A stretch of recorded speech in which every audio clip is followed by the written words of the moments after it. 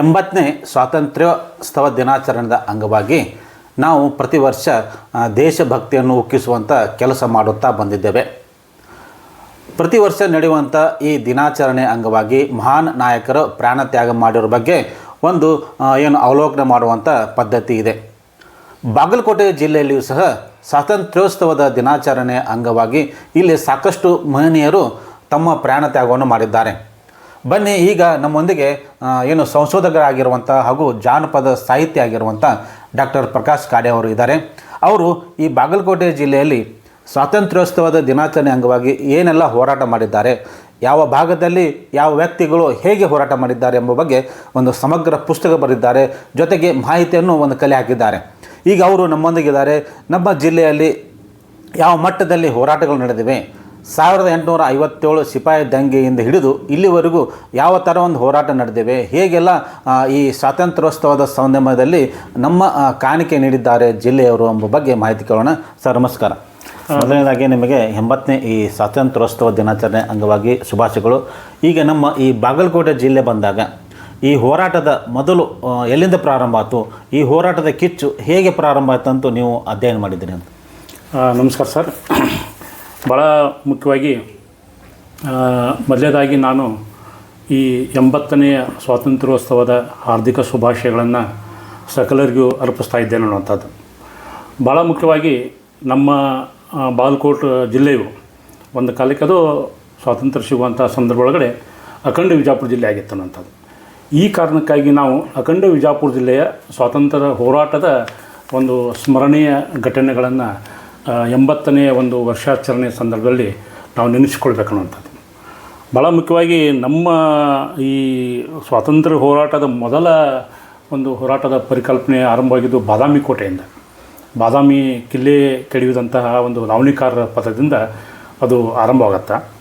ಆಮೇಲೆ 1857 ಚಾಂದಕೋಟೆ ಬಂಡಾಯ ಆ ಕಡೆ ಬಿಜಾಪುರ ಜಿಲ್ಲೆ ಒಳಗಡೆ.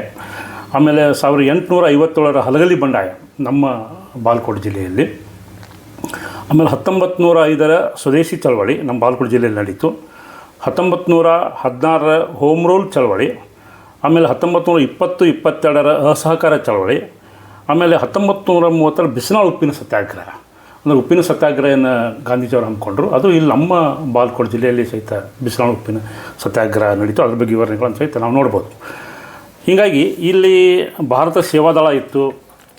ಆಮೇಲೆ ಧ್ವಜ ಸತ್ಯಾಗ್ರಹ ನಡೀತು.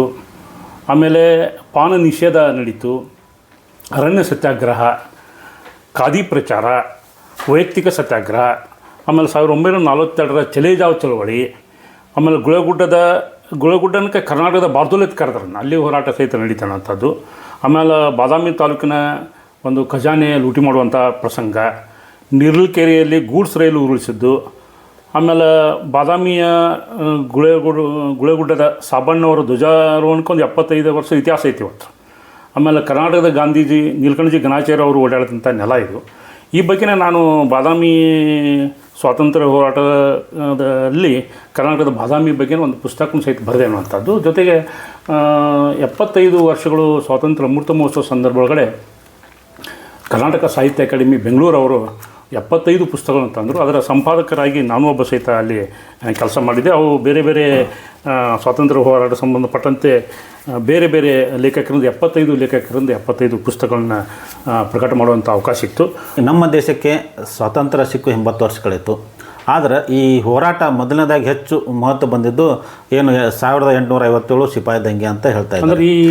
ಈ ಸಿಪಾಯಿ ದಂಗೆಗಿಂತ ಮುಂಚೆ ನಮ್ಮ ಬಾಗಲಕೋಟೆ ಜಿಲ್ಲೆ ಯಾವ ಥರ ಒಂದು ಇಲ್ಲಿ ದಂಗೆಗಳ ಕಾರಣ ಆಯಿತು, ಇದಕ್ಕೆ ಪೂರಕವಾಗಿರುವಂಥ ಯಾವ ಮಾಹಿತಿಗಳು ಇದ್ದವು ಸರ್? ಖಂಡಿತವಾಗಿಯೂ ನಮ್ಮ 1857 ಸಿಪಾಯಿ ದಂಗೆ ಅಂತ ಕೇಳ್ತಾರೆ. ಅವರು ಸಿಪಾಯಿ ದಂಗೆ ಅಂತ ಕೇಳ್ತಾರೆ. ಅದು ನಾವು ಸಿಪಾಯಿ ದಂಗೆ ಅಂತ ಕರಿಬಾರ್ದು. ಅದು ನಮ್ಮ ಸ್ವಾತಂತ್ರ್ಯ ಹೋರಾಟದ ಒಂದು ಭಾಳ ತೀವ್ರತರವಾದಂಥ ಒಂದು ಸಂದರ್ಭ ಅಂಥೇಳಿ ನಾವು ಕರಿಬೇಕು ಅನ್ನೋಂಥದ್ದು. ಇಲ್ಲಿ ಈ ನಮ್ಮ ಅಖಂಡ ವಿಜಾಪುರ ಜಿಲ್ಲೆ ಐತಲ್ಲ, ಇದು ಪಂಚ ನದಿಗಳಿಂದ ಸಮೃದ್ಧವಾದಂತಹ ಕಲೆ ಸಂಸ್ಕೃತಿಗೆ ವಿಶ್ವವಿಖ್ಯಾತಿ ಪಡೆದಂಥ ಒಂದು ಅವಿಭಜಿತ ವಿಜಾಪುರ ಜಿಲ್ಲೆ ಇದೆ.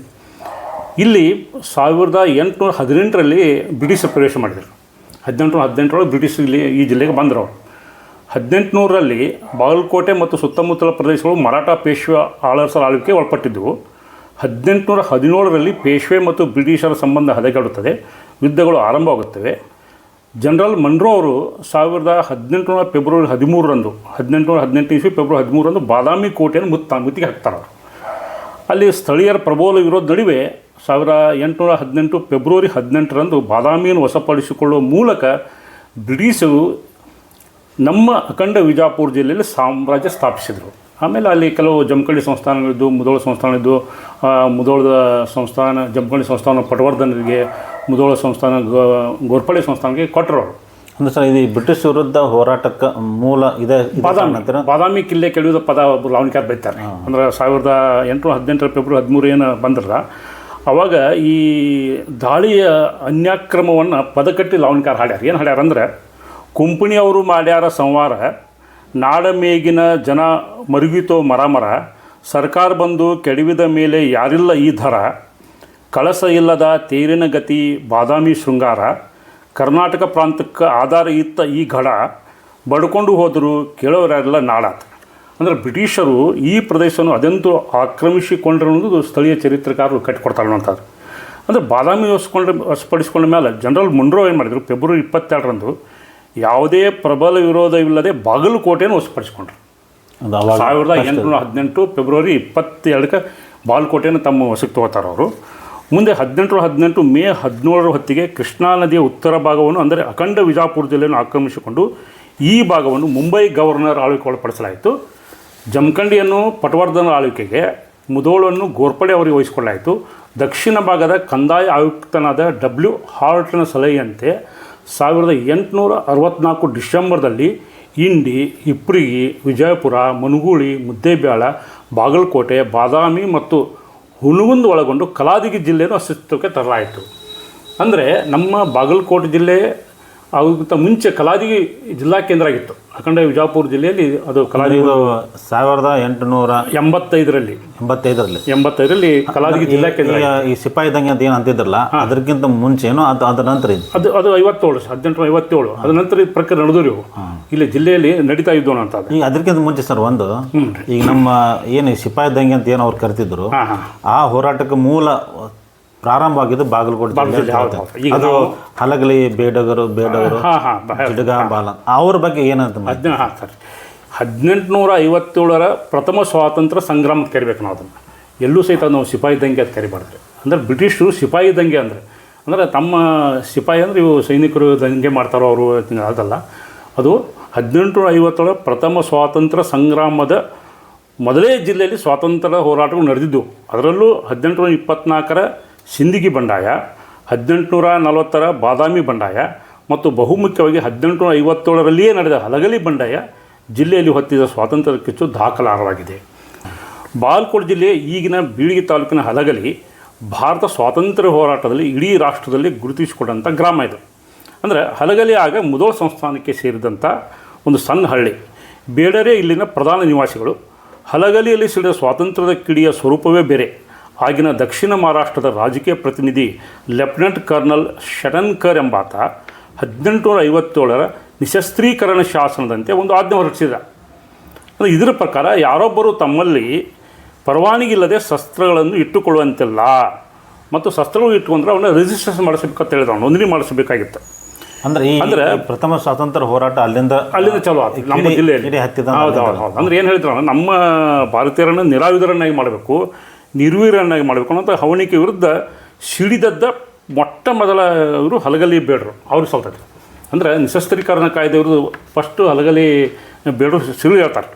ಹಲಗಲಿ ಬೇಡರು ಈ ಕಾಯ್ದೆ ವಿರುದ್ಧ ಬಂಡಾಯವೆದ್ದರು. ಕಾರಣ ಬೇಡರು ಬೇಟೆಯಾಡಿ ಜೀವನ ಸಾಗಿಸುತ್ತಿದ್ದರಿಂದ ಅವರಿಗೆ ಶಸ್ತ್ರಾಸ್ತ್ರಗಳು ಅವಶ್ಯಕವಾಗಿದ್ದವು. ಅಂದರೆ ಅವರು ಅವ್ರು ಶಸ್ತ್ರಾಸ್ತ್ರ ಅಗತ್ಯದ್ದರು ಅವ್ರು ಹೇಳ್ತಿದ್ರು ಅವರು. ಆದ್ದರಿಂದ ಈ ಕಾಯ್ದೆ ವಿರೋಧಿಸಿದ ಬೇಡ ನಾಯಕರಾದ ಜಿಡಗಪ್ಪ, ಜಿಡಗಣ್ಣವರು, ಬಾಲಪ್ಪ, ಹನುಮಪ್ಪ, ರಾಮವ್ವ ಮುಂತಾದವರು ಬಂಡಾಯವೇಳಲು ಜನರನ್ನು ಹುರಿದುಂಬಿಸಿದರು. ಶಸ್ತ್ರಾಸ್ತ್ರಗಳನ್ನು ಒಪ್ಪಿಸುವುದು ಇದು ಇವರ ಆತ್ಮಗೌರವದ ಪ್ರಶ್ನೆಯಾಗಿತ್ತು. ಬೇಡರು ತಮ್ಮಲ್ಲಿರುವ ಎಲ್ಲ ಆಯುಧಗಳನ್ನು ಒಪ್ಪಿಸಬೇಕೆಂದು ಆಜ್ಞೆಗೆ ಪ್ರಬಲ ವಿರೋಧ ವ್ಯಕ್ತವಾಯಿತು. ಜನಪದ ಲಾವಣಿಕಾರರೇ ಉಲ್ಲೇಖಿಸಿದಂತೆ ವಿಲಾಯತಿಯಿಂದ ಕಂಪನಿ ಸರ್ಕಾರ ಹುಕುಮ ಕಳುಹಿಸಿದ ಜನರಲ್ಲಿರುವ ಕತ್ತಿ, ಕಟಾರಿ, ಕೈಚೂರಿ, ಚಾಕು, ಗುರ್ದಿ, ಸುರಾಯಿ, ಚಕ್ರ, ಬಾಳಿ ಬರ್ಚಿ, ಬಿಚ್ಚುಗತ್ತಿ, ಬಾಣ, ಬಿಲ್ಲು, ಪಟಾಕ, ಪಿಸ್ತೂಲ, ಕರುಲಿ, ತೇಗ, ಜಾಲಗೊಡಲಿ, ಶಸ್ತ್ರತೋಪು, ತುಬಾಕಿ, ಹೊಡವು, ಮದ್ದುಗುಂಡು ಎಲ್ಲವನ್ನೂ ತಂದು ಒಪ್ಪಿಸಬೇಕು. ಮುಚ್ಚಿ ಇಟ್ಟವರಿಗೆ 3 ವರ್ಷ ಬೇಡಿ ಕೊಡದೆ ಸತಾಯಿಸುವರನ್ನು ಕಡಿದು ಹಾಕಬೇಕು ಎಂದು ಆಜ್ಞೆಯಾಗಿತ್ತು. ಸರ್, ಈಗ ಈ ಹಲಗಲಿ ಬೇಡರು ಏನದು ಜಡಗನ್ನ ಬಾಲನ್ ಅಂತ ಇದ್ದಾರೆ. ಹೌದು. ಈಗ ಆ ಸ್ಥಳದಲ್ಲಿ ಈಗೂ ಅದು ಆ ನೋಡುವಂಥ ಏನು ಕುರುಗಳು ಇದ್ದಾವೆ ಅನ್ಸುತ್ತೆ.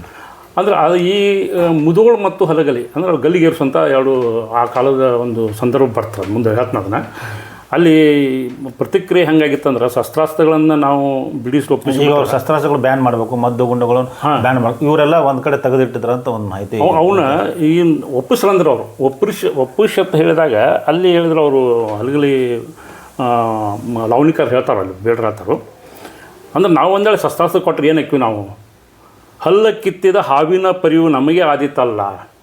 ಅಂದರೆ ಶಸ್ತ್ರಾಸ್ತ್ರಗಳನ್ನೆಲ್ಲ ಒಪ್ಪಿಸಿಬಿಟ್ರೆ ಹಲ್ಲು ಕಿತ್ತ ಹಾವಿನಂಗೆ ಆಗಿಬಿಡ್ತೀವಿ ನಾವು. ಮಗ್ಗುಲದಾಗಿನ ಹೆಂಡತಿ ಕೊಟ್ಟಂಗೆ ಅತಿ ಹೇಳಿ ಆದೇವಲ್ಲ, ಸತ್ತ ಹೆನಕ ಶೃಂಗಾರ ಮಾಡಿದ ಪರಿ ಆದಿತ್ತಲ್ಲ. ಸಾವುಕಾರು ನಮ್ಮ ಜೀವ ಹೋದಿತ್ತಂತ ಚಿಂತೆ ಮಾಡ್ಯಾರಲ್ಲ, ಹಗಲ ಮನೆ ಹೊಕ್ಕ ಹಣ ಹೋದರ ಕೇಳುವವರೇ ಇಲ್ಲ.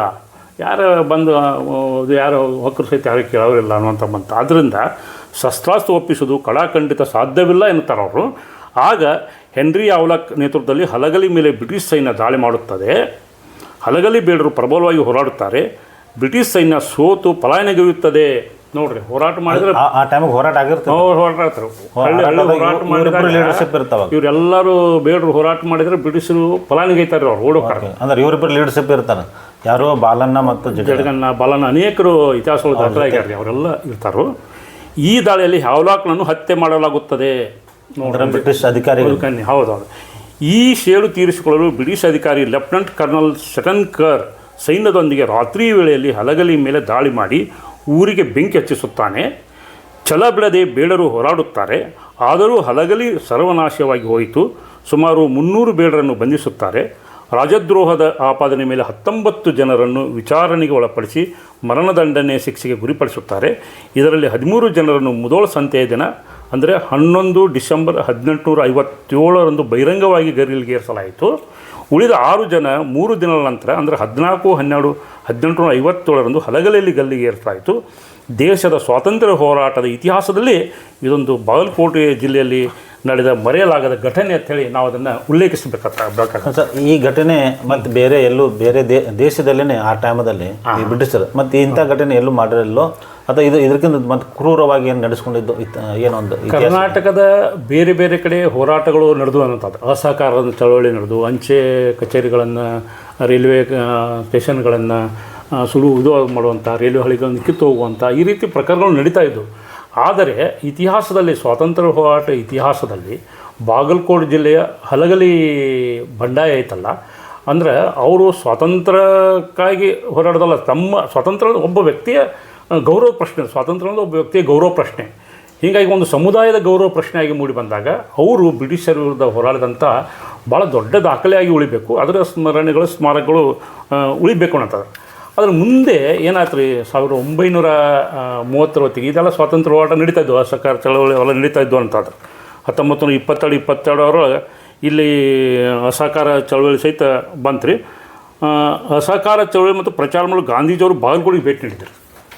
ಗಾಂಧೀಜಿಯವ್ರ ಭೇಟಿ ಅದೊಂದು ಭಾಳ ದಾಖಲೆ ಆಗ್ಬೇಕು ರೀ. ಯಾವಾಗ ಬಂದಿರೋ ಅಂದ್ರೆ ಅವರು 27 ಮೇ 1921 ರೈಲ್ವೆ ಸ್ಟೇಷನ್ ಹತ್ತಿರ ರಾಷ್ಟ್ರೀಯ ಶಾಲೆಯ ಹೊರಾಂಗಣದಲ್ಲಿ ಸಭೆ ಏರ್ಪಡಾಗಿತ್ತು. ಇದು ಅಂದ್ರೆ ಬಾಗಲಕೋಟೆ ಜಿಲ್ಲೆ ಬಂದಿದ್ದು ಅಥವಾ ಬಾಗಲಕೋಟೆ ಜಿಲ್ಲೆ ಗಾಂಧೀಜಿಯವರು ಎಲ್ಲ ಜಿಲ್ಲೆಗೆ ಬರ್ತಾಯಿದ್ರು. ಬಿಜಾಪುರ, ಬಾಗಲಕೋಟೆ ಬಂದಿದ್ದು ಅದು 1921 ಮೇ 27 ಬಂದಿರೋ ಅವರು. ಅಸಹಕಾರ ಚಳವಳಿಗೆ ಸಂದರ್ಭಕ್ಕೆ ಅವರು ಜಿಲ್ಲೆ ಅಡ್ಡಾಡ್ತಿದ್ದರು. ಅವರು 10,000 ಜನ ಅವಾಗ ಸೇರಿದ್ರು. ಅಸಹಕಾರ ತತ್ವವಾದ ವಿದೇಶಿ ಶಾಲಾ ಕಾಲೇಜುಗಳ ಬಹಿಷ್ಕಾರ, ವಿದೇಶಿ ವಸ್ತುಗಳ ಬಹಿಷ್ಕಾರ ಕುರಿತು ಮಾತನಾಡಿದರು. ಈ ಸಂದರ್ಭದಲ್ಲಿ ರಾಷ್ಟ್ರೀಯ ಧ್ವಜ ಹಿಡಿದಿದ್ರು ಒಬ್ಬರು. ಖಾದಿಯ ಬದಲಾಗಿ ಕಾಗದದಲ್ಲಿ ಮಾಡಿದ್ದನ್ನು ಕಂಡ್ರು ಗಾಂಧೀಜಿಯವರು. ಇಲ್ಲಿ ಬಾಗಲಕೋಟೆ ಒಂದು ವಿಶೇಷ ನೋಡ್ರಿ, ಈಗ ಕಾರ್ಯಕರ್ತರು ಹೆಂಗೆ ಧ್ವಜ ಹಿಡಿದಿರ್ತಾರಲ್ಲ ಕೈಯಾಗ, ಖಾದಿಯ ಬದಲಾಗಿ ಕಾಗದದಲ್ಲಿ ಮಾಡಿದ್ದನ್ನು ಕಂಡು ಗಾಂಧೀಜಿಯವರು ಹೇಳ್ತಾರೋ, ಎಲ್ಲಿವರೆಗೆ ನಿಮ್ಮ ಧ್ವಜ ಕಾಗದದಲ್ಲಿ ಇರುವುದೋ ಅಲ್ಲಿವರೆಗೆ ನಮ್ಮ ಸ್ವರಾಜ್ಯ ಕಾಗದದಲ್ಲಿಯೇ ಇರುತ್ತದೆ. ಅಂದ್ರೆ ಸರ್, ಇದು ಭಾಳ ವಿಶೇಷ ಅಂದ್ರೆ ಅಂದ್ರೆ ಬಾಗಲಕೋಟೆಯಲ್ಲಿ ಮಾತ್ರ ಹೌದೌದು ಈ ಥರ ಆಗಿರೋದು, ಮತ್ತು ಬೇರೆ ಎಲ್ಲ ಆಗಿರೋಕ್ಕಿಲ್ಲ. ಅವ್ರು ಬಂದಾಗ ಅವರು ಖಾದಿಯ ಪ್ರಚಾರ ಬಂದರು. ಖಾದಿ ಪ್ರಚಾರ, ಸ್ವಾತಂತ್ರ್ಯ, ಅಸಹಕಾರ ಚಳವಳಿ, ವಿದೇಶದ ಇದು ಏನು ವಸ್ತುಗಳನ್ನು ಬಳಸಬೇಡ್ರಿ, ವಿದೇಶಿ ಶಾಲೆ ಕಾಲೇಜು ಕಲಿಬೇಡ್ರಿ. ಆ ಸಮಯದಲ್ಲಿ ಪ್ರದರ್ಶನ ಮಾಡಿದ್ರು. ಇಲ್ಲ, ಚಲೋ ನಾವು ಧ್ವಜ ಹಿಡಿತೇವೆ. ಈಗ ನಮ್ಮ ಬಾಗಲಕೋಟೆ ಜನ ಅಂದ್ರೆ ಬಾಗಲಕೋಟೆಯಲ್ಲಿ ಒಬ್ಬ ಕಾರ್ಯಕರ್ತ ಏನು ಮಾಡಿದ್ದ, ಅದು ಕಾಗದೊಳಗೆ ಮಾಡಿ ಧ್ವಜ ಹಿಡ್ದಂಗೆ. ಅವ್ರು ಹೇಳೋದು ಕಾಗದದ ಧ್ವಜ ಎಲ್ಲಿವರೆಗೆ ನಿಮ್ಮ ಧ್ವಜ ಕಾಗದದಲ್ಲಿ ಇರೋದು ಅಲ್ಲಿವರೆಗೆ ನಮ್ಮ ಸ್ವರಾಜ್ಯ ಕಾಗದೊಳಗಿರುತ್ತೆ. ಅದಕ್ಕೆ ನೀವು ಖಾದಿ ಬಳಸುವಂದಾಗ ಏನು ಮಾಡಿದ್ರು, ಮುಂದೆ ತುಳಸಿಗಿರಿ ಗ್ರಾಮೊಳಗೆ ಖಾದಿಯ ಧ್ವಜ ತಯಾರಿಕೆ ಕೇಂದ್ರ ಆರಂಭವಾಗಿ ಇವತ್ತಿಗೆ ನೋಡ್ಕೊಂಡು ಬಂತು. ಖಾದಿಗೆ ಅವ್ರು ಹೆಚ್ಚು ಖಾದಿ ಹೊತ್ತು ಖಾದಿ ಮೇಲೆ ಮಾಡಿದ್ರು. ಗಾಂಧೀಜಿಯವರು ಪ್ರಭಾವಿತರಾಗಿ ತುಳಸಿಗಿರಿ ಖಾದಿ ಇವತ್ತಿಗೂ ಖಾದಿ ಧ್ವಜಗಳನ್ನು ತಯಾರು ಮಾಡುವಂಥ ಕೇಂದ್ರ ತುಳಸಿಗೇರಿ. ಇಡೀ ಭಾರತದಲ್ಲಿ ಕರ್ನಾಟಕದಲ್ಲಿ ಭಾಳ ಪ್ರಸಿದ್ಧವಾಗಿರುವಂಥ ತುಳಸಿಗೇರಿ. ಆ ಹೊತ್ತಿಗೆ ಗಾಂಧೀಜಿಯವರು ಕರೆ ಕೊಟ್ಟಕ್ಕಾಗಿ ಮುಂದೆ ತಿಲಕರು ಬಂದರು. ತಿಲಕರ ಸ್ವರಾಜ್ಯ ಫಂಡಿಗೆ ಬಾಗಲಕೋಟೆ ಜನರು 1,000 ರೂಪಾಯಿ ಸಂಗ್ರಹಿಸಿ ಗಾಂಧೀಜಿಯವ್ರಿಗೆ ನೀಡಿದರು. ಅಂದರೆ 10 ನವಂಬರ್ 1922 ಸಾಯಂಕಾಲ 6 ಗಂಟೆಗೆ ಬಾಗಲಕೋಟೆಗೆ ಮಜಲಿ ಕೌಜಲಿ ಹನುಮಂತರಾವ್ ಹಾಗೂ ಗಂಗಾಧರರಾವ್ ದೇಶಪಾಂಡೆ ಅವರು ಅಸಹಕಾರ ಚಳವಳಿ ಪ್ರಚಾರಕ್ಕೆ ಬಂದಾಗ 25,000 ಜನರು ರಾಮದಾಸ್ ದರ್ಬಾರ್ ಅವರ ಮನೆಯ ವರಾಂಡದಲ್ಲಿ ಸಭೆ ಸೇರಿದ್ದರು. ಬಾಗಲಕೋಟೆಯ ಕಾಂಗ್ರೆಸ್ ಕಮಿಟಿ ಮತ್ತು ಖಿಲಾಫತ್ ಕಮಿಟಿಯಿಂದ ಮಾನಪತ್ರ ಅರ್ಪಿಸಲಾಯಿತು. ತಿಲಕರ ಸ್ವರಾಜ್ಯ ಫಂಡಿಗೂ ಸಹಿತ ನಮ್ಮ ಬಾಗಲಕೋಟೆಯ ಜನ ಆ ಹೊತ್ತಿಗೆ 25,000 ಅಂದರೆ ಈಗ ಅದರ ಮೌಲ್ಯ ಎಷ್ಟಾಗಿರ್ಬೋದು ಅನ್ನೋಂಥದ್ದು. ಮುಂದೆ ಇನ್ನೊಂದೇನೆಂದರೆ, ಈ ಭಾರತ ಒಳಗಡೆ ತಯಾರಾಗುವಂಥ ಉಪ್ಪಿನ ಮೇಲೆ ಬ್ರಿಟಿಷರು ತೆರಿಗೆ ವಿಧಿಸಿದರು. ಉಪ್ಪಿನ ಸತ್ಯಾಗ್ರಹ ಬಂತು. ಈ ಅನ್ಯಾಯಕರದ ವಿರುದ್ಧ ದಂಗೆ ಏಳುವುದರ ಮೂಲಕ ಬ್ರಿಟಿಷ್ ಸಾಮ್ರಾಜ್ಯಶಾಹಿಯನ್ನು ಮಣಿಸಬೇಕೆಂದು ಗಾಂಧೀಜಿ ನಿರ್ಧಾರ ಮಾಡಿದರು. ಐತಿಹಾಸಿಕ ದಂಡಿ ಪಾದಯಾತ್ರೆ ಮಾಡಿದರು ಅವರು. ರಾಜ್ಯದಲ್ಲಿ ಉತ್ತರ ಕನ್ನಡ ಜಿಲ್ಲೆಯ ಅಂಕೋಲೆಯಲ್ಲೂ ಉಪ್ಪಿನ ಸತ್ಯಾಗ್ರಹ ನಡೀತು. ಹಂಗೆ ಬಾಗಲಕೋಟೆ ಮತ್ತು ವಿಜಾಪುರ ಜಿಲ್ಲೆಯ ನಡು ಬಿಸನಾಳ ಮತ್ತು ಹನಗನಹಳ್ಳಿ ಒಳಗೆ ಉಪ್ಪಿನ ಸತ್ಯಾಗ್ರಹ ನಡೆದರು. ಭಾಳ ಮುಖ್ಯವಾಗಿ ಬಿಸನಾಳ ಉಪ್ಪಿನ ಸತ್ಯಾಗ್ರಹ ಐತಲ್ಲ, ಅದು ದಾಖಲೆ ಆಗಬೇಕು. ಅಂದರೆ ಸಾಮೂಹಿಕ ಶಾಸನ ಭಂಗವನ್ನು ಅಖಂಡ ವಿಜಾಪುರ ಜಿಲ್ಲೆ ಯಾವುದಾದ್ರೂ ಒಂದು ಸ್ಥಳದಲ್ಲಿ ಕೈಗೊಳ್ಳಬೇಕೆಂದು ಜಿಲ್ಲೆಯ ಯುದ್ಧ ಮಂಡಳದವರು ಬಾಗಲಕೋಟೆಯಲ್ಲಿ ಸಭೆ ಸೇರಿ ನಿರ್ಣಯಿಸಿದರು. ಮಂಡಳದ ಅಧ್ಯಕ್ಷರಾದ ಹನುಮಂತರಾವ್ ಮೋರೆ ಅವರು ಗಲಗಲಿ ಸಮೀಪವಿದ್ದ ಬಿಸನಾಳ ಗ್ರಾಮವನ್ನು ಆಯ್ಕೆ ಮಾಡಿದರು. ಬಾಗಲಕೋಟೆಯಿಂದ ಪಾದಯಾತ್ರೆಗೆ ನಿರ್ಣಯಿಸಿದರು. ಬಾಗಲಕೋಟೆಯಿಂದ ಬಿಸನಾಳಕ್ಕೆ ಹೋಗಲು, ಅಂದರೆ ಬಾಗಲಕೋಟೆಯಿಂದ ಬಿಸನಾಳ ಪಾದಯಾತ್ರೆ ಇದೆ, ಅದೊಂದು ಈ ಸಮಯದಲ್ಲಿ ಏನು ಪಾದಯಾತ್ರೆ ಆದಿತ್ತು. ಅವಾಗೇನು ಗಾಂಧೀಜಿಯವರು ಅವಾಗೇನು ಭೇಟಿ ಕೊಟ್ಟದೇನಿತ್ತು? ಅವಾಗೇನಿಲ್ಲ. ಗಾಂಧೀಜಿಯವರು ಭೇಟಿ ಕೊಟ್ಟ ನಂತರ ಪ್ರಕ್ರಿಯೆ ಎಲ್ಲರಿಗೂ ಗಾಂಧೀಜಿಯವರು ಸ್ವಾತಂತ್ರ್ಯ ಅವರು ನಡೆದಂಥ ನೆಲ ಏನಿತ್ತಂದ್ರೆ ಗಾಂಧೀಜಿಯವರ ಆದರ್ಶ ಮಾರ್ಗದ ಅನೇಕ ಹೋರಾಟಗಾರರಿದ್ದರು. ಸ್ವಾತಂತ್ರ್ಯ ಹೋರಾಟ ಮಾಡಿ ಹೌದು. ಇಲ್ಲಿ ಏನು ಮಾಡಿದರು, ನೀವೊಂದು ಎಂತಾರೆ ನಮ್ಮ ಮಾರ್ಗ ಅಂತಾರಲ್ಲ, ಈಗ ನಡೆದಾಡಿದ ಮಾರ್ಗ ಅಂತಾರೆ. ಈಗ ಶ್ರೀಶೈಲಕ್ಕೆ ಪಾದಯಾತ್ರೆ ಹೋಗೋರ್ಗೊಂದು ಮಾರ್ಗ ಐತಿ, ಆಮೇಲೆ ಪಂಢರಪುರಕ್ಕೆ ಹೋಗುವಂಥ ಸಂತರಿಗೊಂದು ಮಾರ್ಗ ಐತಿ, ಆಮೇಲೆ ಬನಶಂಕರಿ ಜಾತ್ರೆಗೆ ಇಳಕಲ್ ಕಡೆಯಿಂದ ಬಾದಾಮಿ ಬನಶಂಕರಿ ಹೋಗುವಂಥ ಒಂದು ಮಾರ್ಗ ಇದೆ. ಹಂಗೆ ಬಿಸನಾಳ ಬಾಗಲಕೋಟೆಯಿಂದ ಬಿಸನಾಳಕ್ಕೆ ಹೋಗಾಕ ಅದೊಂದು ಮಾರ್ಗನ ಮಾಡಿದ್ರಿ. ಬಹುಶಃ ಅದು ಆ ಸ್ವಾತಂತ್ರ್ಯ ಹೋರಾಟದ ಅದು ಪಾದಯಾತ್ರೆಯ ಮಾರ್ಗದ ದಾಖಲೆ ಉಳಿಬೇಕು ಅನ್ನೋಂಥದ್ದು. ಆ ಮಾರ್ಗಕ್ಕಾಗಿ ಏನಾದರೂ ಒಂದು ವಿಶೇಷಗಳನ್ನು ನಾವು ಮಾಡಬೇಕು ಅನ್ನೋಂಥದ್ದು. ಅದಕ್ಕೆ ಏನು ಕೊಟ್ಟು ಗೊತ್ತರೆ, ಈ ಪ್ರತಿದಿನ ಇಷ್ಟು ದೂರ ಹೋಗಬೇಕು ಮತ್ತು ಇಷ್ಟು ಸಮಯ ನಡಿಬೇಕಂತ ಅದಕ್ಕೆ ಲಾಲಾಜಿ ಪಥ ಅಂತ ಹೆಸರು ಹೇಳಿದ್ರು. ಅದು ಇವತ್ತಿಗೆ ಅದು ಲಾಲಾಜಿ ಪಥ ಅಂತ ಕರಿಬೇಕು ಆ ಮಾರ್ಗಕ್ಕೆ. ಮಾರ್ಗ ಇದೆ ಸರ್ ಈಗಾಗಲೇ ಏನು ರೀ? ಆ ಮಾರ್ಗ ಇದೆ ಏನ್ರಿ? ನಾವು ಹೋಗ್ಕೊಳ್ರಿ, ಈಗ ಬಸ್ಗಳು ಹೋಗ್ಕೊಲ್ಲ, ಅದೇ ಮಾರ್ಗ. ಅದು ಹೇಳ್ತೀನಿ, ಹೆಂಗೆ ಹೇಳ್ತೀನಿ ನೋಡಿರಿ. ದಿನಾಂಕ 5 ಮೇ 1930ರಿಂದ ದಿನಾಂಕ 10 ಮೇ 1930ರವರೆಗೆ ಒಟ್ಟು 6 ದಿನಗಳಲ್ಲಿ ಬಾಗಲಕೋಟೆ, ಗದ್ದನಿಕೇರಿ, ಬೂದಿಹಾಳ, ಬಾವಲತ್ತಿ, ಕುಂದರ್ಗಿ, ಅರಕೇರಿ, ಸೊನ್ನ, ಬಾಡ್ಗಿ, ಗಲಗಲಿ ಮೂಲಕ 61 ಮೈಲಿ ಸಂಚರಿಸಿ ಬಿಸನಾಳ ತಲುಪಿದರು. 10 ಮೇ 1931 ಮಧ್ಯಾಹ್ನ 2 ಗಂಟೆಗೆ ಸ್ವಯಂ ಸೇವಕರು ಬಿಸನಾಳಕ್ಕೆ ಆಗಮಿಸಿದಾಗ ಸಕಲ ವಾದ್ಯಗಳೊಂದಿಗೆ ಸಾವಿರಾರು ಜನ ಸ್ವಾಗತಿಸಿ ಊರೆಲ್ಲ ಮೆರವಣಿಗೆ ಮಾಡಿದರು. ನಂತರ ಊರಿನಿಂದ 1 ಮೈಲು ದೂರದಲ್ಲಿರುವ ಉಪ್ಪನ್ನು ತಯಾರಿಸಲು ಗುರುತಿಸಿದ ಸ್ಥಳಕ್ಕೆ ತೆರಳಿ ರಾಷ್ಟ್ರಧ್ವಜ ಹಾರಿಸಿ ರಾಷ್ಟ್ರಗೀತೆಯನ್ನು ಹಾಡಿದರು. ಮೊದಲು 5 ಜನ ಸ್ವಯಂ ಸೇವಕರು ಹಳ್ಳಕ್ಕೆ ಇಳಿದು ಉಪ್ಪಿನ ಮಣ್ಣನ್ನು ಗಡಿಗೆಯಲ್ಲಿ ತುಂಬಿಕೊಂಡರು. ನಂತರ ಉಳಿದೆಲ್ಲ ಜನರು ಮಣ್ಣನ್ನು ತುಂಬಿಕೊಂಡು ಬಿಸನಾಳಕ್ಕೆ ಬಂದು ಅಗಸಿಯ ಮುಂದೆ ಒಲೆಗಳನ್ನು ಹೂಡಿ ತಾವು ತಂದ ಉಪ್ಪಿನ ಮಣ್ಣನ್ನು ಬಟ್ಟಿ ಇಳಿಸಿ ಶುದ್ಧವಾದ ಉಪ್ಪನ್ನು ತಯಾರಿಸಿದರು. ಇಲ್ಲಿ ತಯಾರಿಸುವ ಉಪ್ಪನ್ನು ಬಾಗಲಕೋಟೆಯಲ್ಲಿ ಲಿಂಗಾಪುರ ಎಂಬ ಸ್ವಯಂ ಸೇವಕರು 5 ರೂಪಾಯಿಗೆ ಲಿಲಾವ್ ಮಾಡಿದರು. ಈ ಉಪ್ಪಿನ ಸತ್ಯಾಗ್ರಹದಲ್ಲಿ ಗಲಗಲಿ ಹಬ್ಬು, ಬಾಗಲಕೋಟೆಯ ಶ್ರೀನಿವಾಸ ಮಂಗಳವೇಡಿ ಅವರು, ಮೋರೆ ಹನುಮಂತರಾಯರು, ಕಿರಸೂರ ವಕೀಲರು, ಸಿದ್ದಪ್ಪ ಅಕ್ಕಿಯವರು ಮೊದಲಾದವರು ಭಾಗವಹಿಸಿದ್ದರು.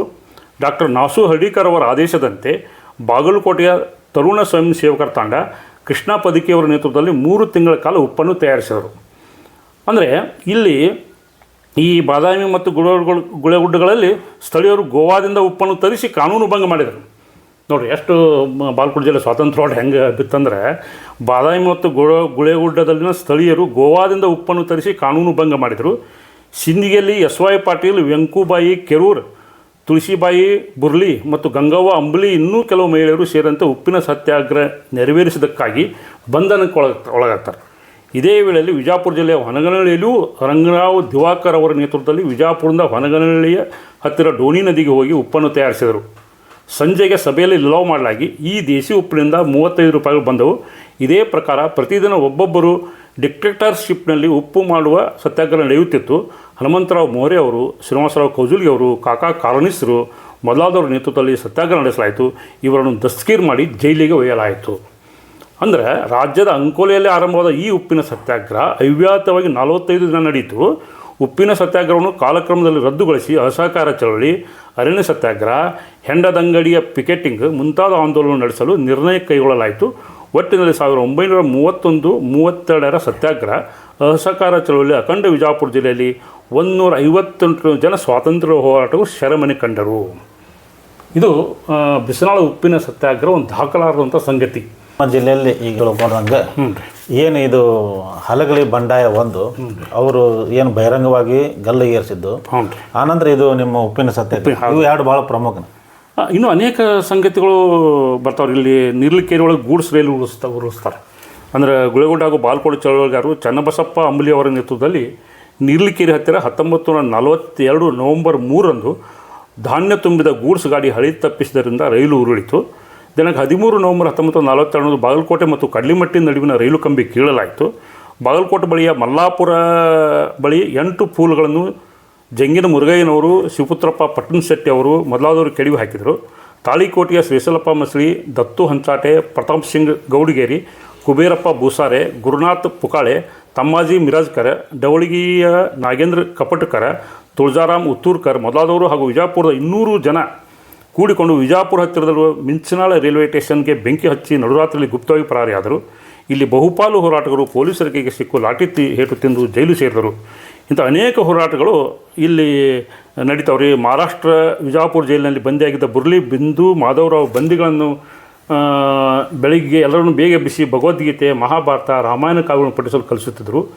ಬೇವೂರಿನ ಪರಪ್ಪ ಸಜ್ಜನರು, ಇಲ್ಲಿ ನಮ್ಮ ಬಾಲ್ಕೋಟೆ ತಾಲೂಕಿನ ಬರ್ತಾರೆ, ಬೇವೂರಿನ ಪರಪ್ಪ ಸಜ್ಜನರು ಅರಣ್ಯ ಸತ್ಯಾಗ್ರಹ ಮತ್ತು ಚಲೇಜಾವ್ ಚಳವಳಿಯಲ್ಲಿ ಭಾಗವಹಿಸಿದ್ದರಿಂದ ಬ್ರಿಟಿಷ್ ಸರ್ಕಾರ ಬಂಧಿಸಿ ಯರವಾಡ ಜೈಲಿನ ಇಟ್ಟಿದ್ದರು. ಇವ್ರನ್ನ ನಮ್ಮ ಈಗ ಸಜ್ಜನ ಹೊಡೆದಾರಲ್ಲ ಅವರ ಕುಟುಂಬ ವರ್ಗದವರು. ಅಂದರೆ ಒಟ್ಟಾರೆ 1857ರಿಂದ 1947ರವರೆಗೆ ನಡೆದ ಸ್ವಾತಂತ್ರ್ಯ ಚಳವಳಿಯ ವಿವಿಧ ಹಂತಗಳಲ್ಲಿ ವಿಜಯಪುರ, ಬಾಗಲಕೋಟೆ ಜಿಲ್ಲೆಗಳು ತೀವ್ರತರವಾಗಿ ಸ್ಪಂದಿಸಿದವು. ಆರಂಭದಲ್ಲಿ 1852ರ ದಂಗೆಯ ಸಮಯದಲ್ಲಿ ಹಲಗಲಿ ಬೇಡರು ಬಂಡಾಯವೆದ್ದಿದ್ದರು. ನಂತರ ತೀವ್ರಗಾಮಿಗಳ ಕಾಲದಲ್ಲಿ ತಿಲಕರ ಪ್ರಭಾವಕ್ಕೊಳಗಾಗಿ ಸ್ವದೇಶಿ ಚಳವಳಿ ಮಾಡಿ ಯಶಸ್ವಿಯಾದರು. ಮಹಾತ್ಮ ಗಾಂಧೀಜಿಯವರ ಚಳವಳಿ ನಾಯಕತ್ವ ವಹಿಸಿಕೊಂಡಾಗ ಅಹಿಂಸಾತ್ಮಕ ಚಳವಳಿ ಆರಂಭಿಸಿದರು. ಎಲ್ಲ ಹೋರಾಟಗಳ ಮೊತ್ತವಾಗಿ 1947 ಆಗಸ್ಟ್ 15ರಂದು ದೇಶ ಸ್ವತಂತ್ರವಾಗುವ ಮೂಲಕ ಮಾತೃಭೂಮಿ ವಿಮೋಚನೆ ಸಾರಲಾಯಿತು. ಎಲ್ಲೆಲ್ಲೂ ಸಂಭ್ರಮ ಮನೆ ಮಾಡಿತು. ಅದರ ಕತೆ ಒಂದು ರೋಮಾಂಚನವಾಗಿದೆ ಅಂಥೇಳಿ. ಹೀಗಾಗಿ ನಾವಿಂದು ಹಲವರ ತ್ಯಾಗ ಬಲಿದಾನಗಳ ಮೂಲಕ ಸ್ವಾತಂತ್ರ್ಯ ಅನುಭವಿಸ್ತಾ ಇದ್ದೇವೆ. ಈ ಸ್ವಾತಂತ್ರ್ಯ ನಂತರ ಜನಿಸಿದ ಹೊಸ ತಲೆಮಾರಿನ ಯುವಕ ಯುವತಿಯರು ಅವ್ರು ಏನು ಮಾಡಬೇಕಾಯ್ತಂದ್ರೆ ರಾಷ್ಟ್ರಪ್ರೇಮ, ಸಾಮಾಜಿಕ ಜವಾಬ್ದಾರಿ, ಸೇವಾ ಮನೋಭಾವಗಳ ದೀಕ್ಷೆ ತೊಡಬೇಕಾಗಿದೆ. ಇದಕ್ಕೆ ಅವರಲ್ಲಿ ಪ್ರೇರಣೆ, ಉತ್ಸಾಹ, ಹುಮ್ಮಸ್ಸು ತುಂಬಲು ವೀರ ಸ್ವಾತಂತ್ರ್ಯ ಸೇನಾನಿಗಳ ಕಥೆಗಳನ್ನು ನಾವು ಅರಿಬೇಕಾಗಿದೆ ಅನ್ನೋಂಥದ್ದು ಈ ಮೂಲಕ ನಾನು ಹೇಳ್ತೇನೆ ಅನ್ನೋಂಥದ್ದು. 1857ರ ಪ್ರಥಮ ಸ್ವಾತಂತ್ರ್ಯ ಸಂಗ್ರಾಮದ ಹೋರಾಟದ ಪೂರ್ವ ಮತ್ತು ಇಲ್ಲಿವರೆಗೂ ಅಂದರೆ 1947 ಸಿಖ್ ಸ್ವಾತಂತ್ರ್ಯ ದಿನಾಚರಣೆವರೆಗೂ ನಮ್ಮ ಬಾಗಲಕೋಟೆ ಮತ್ತು ಬಿಜಾಪುರ ಜಿಲ್ಲೆಯಲ್ಲಿ ಯಾವ ರೀತಿ ಹೋರಾಟ ಆದ ಎಂಬುವ ಬಗ್ಗೆ ನಮ್ಮ ಸಾಹಿತಿಗಳಾಗಿರುವಂಥ ಡಾಕ್ಟರ್ ಪ್ರಕಾಶ್ ಕಾಡೆ ಅವರು ಸಮಗ್ರ ಮಾಹಿತಿ ನೀಡಿದರು. ಅವರಿಗೆ ತುಂಬ ಧನ್ಯವಾದಗಳು.